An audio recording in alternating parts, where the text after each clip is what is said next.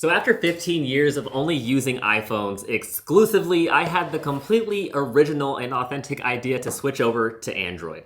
I didn't get this idea from anyone. I'm switching from an iPhone to the Galaxy S25 Ultra. completely switching over To a Samsung or some sort of Android device. Yup, no one, just a completely original and authentic idea. So in this video, we're going to unbox the device and get my first impressions as a lifelong iPhone user about how it feels to use an Android for the first time. We're gonna cover some brief tests over the camera, the screen quality, and just how it feels in the hand. All right, so without further ado, let me move out this iPhone and get to the unboxing.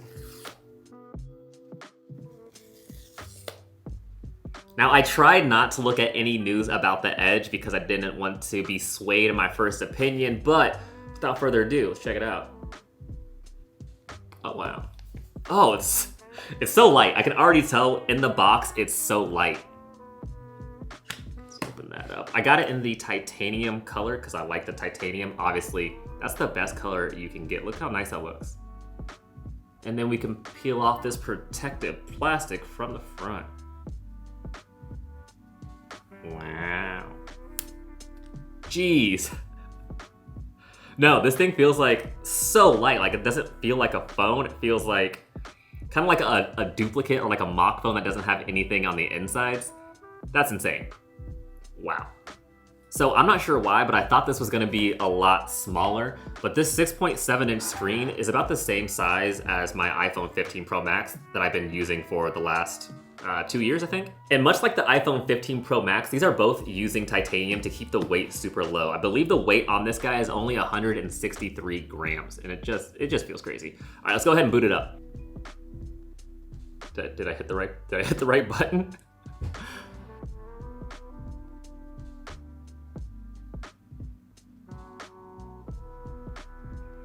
Very nice. All right, before I continue with this, let's see what's in the box. I didn't even check what's in here. So it doesn't feel like there's much.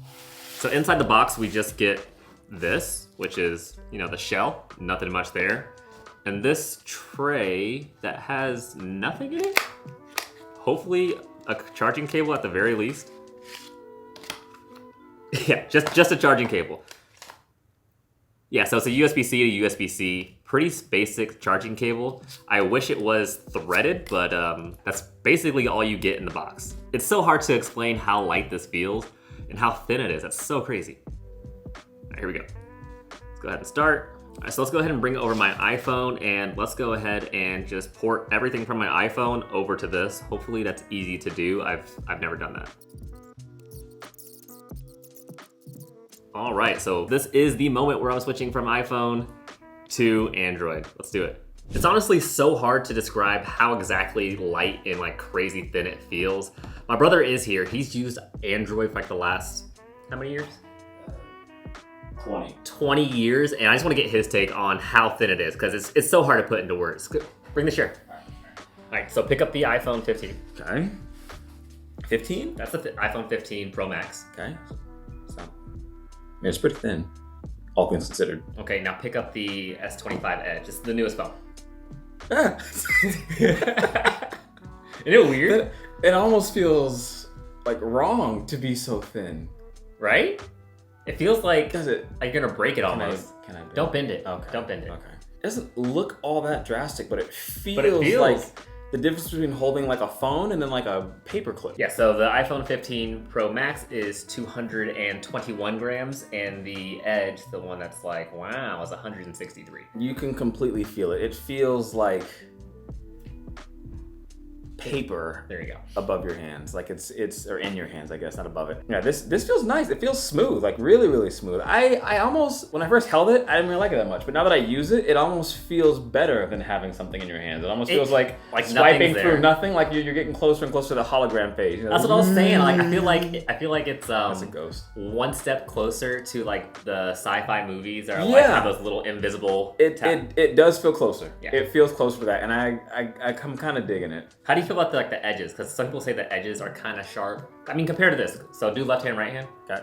You feel how like that's a lot rounder. Yeah, but if anything, it's easier to grip in your hands because it catches more. Because yeah, it's lighter. Yeah, it's just when I first picked it up, I thought, no, I would probably go with this. The iPhone. As I started swiping, immediately I'm like, oh no, this is way better. Like I would kind of like. I think like this is especially for the one-handed, like you know how you put your pinky underneath on the bottom. Yep. Like that's what a lot of people do, and after a while, like that can get tiring. But with that, you can barely feel it. Like you almost don't need a pinky. It fixed my carpal tunnel. I get out of here.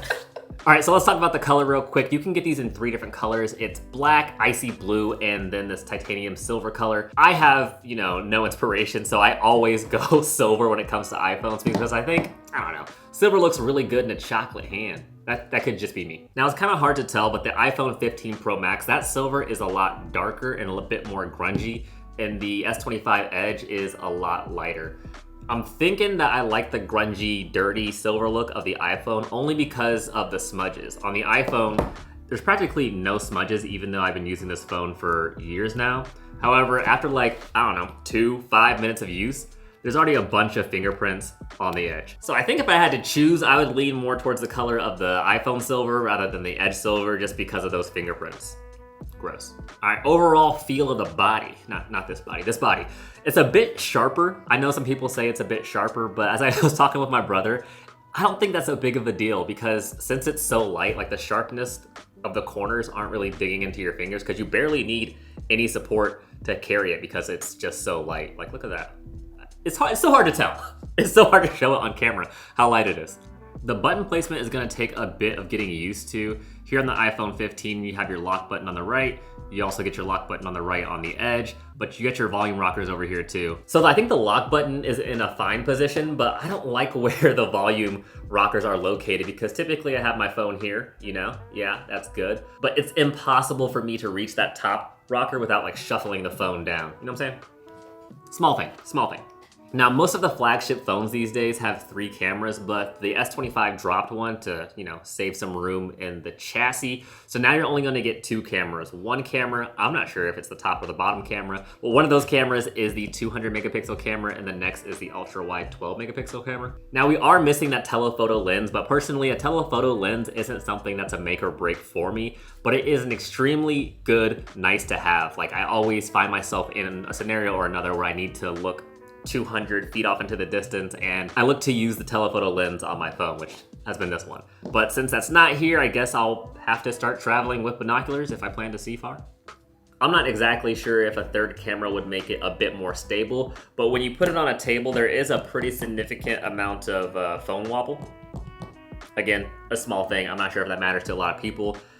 If you're spending $1,100 on a phone, you might be wearing a case. I ain't using one because I want to get the full authentic feel of the phone. And once again, I have never touched an Android operating system, but I do know that this screen by default doesn't come maxed out. So you have to switch it to the ultra settings to get the best looking screen. I'm not sure why they wouldn't just default it to that because who doesn't like a sharp screen, but that's the one setting I'm gonna change before I start playing around with this phone. Next up, I wanna test the speakers, which I don't even know where they are. I watch a fair bit of content and I want to make sure that the speakers are actually good. So we're going to fire up a YouTube video from my boy Andres Mendoza. Max out the volume, or 75%.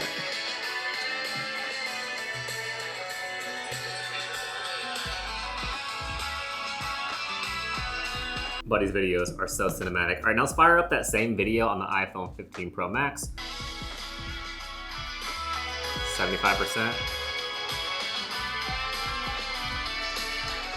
Could be just a bias thing, but right off the jump, I'm preferring the iPhone speakers a little bit more, just because they sound a little bit deeper, and the Edge speakers sound just a little bit tinnier. But let me know which one you thought sounded better.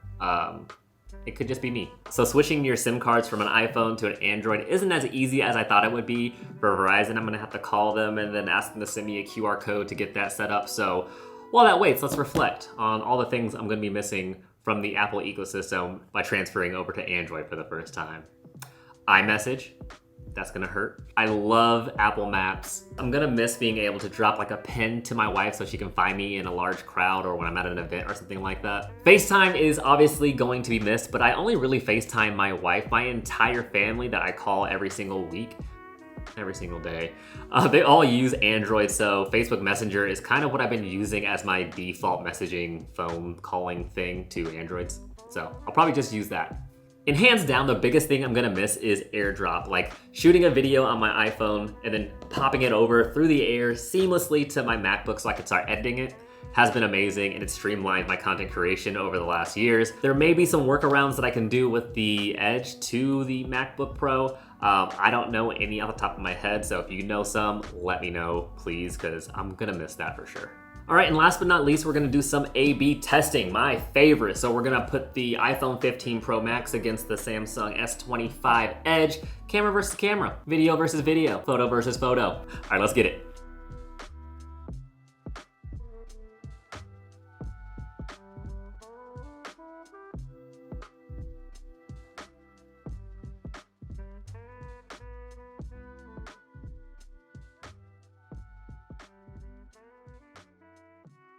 This is a selfie video on camera A. How are we looking? This is a selfie video on camera B.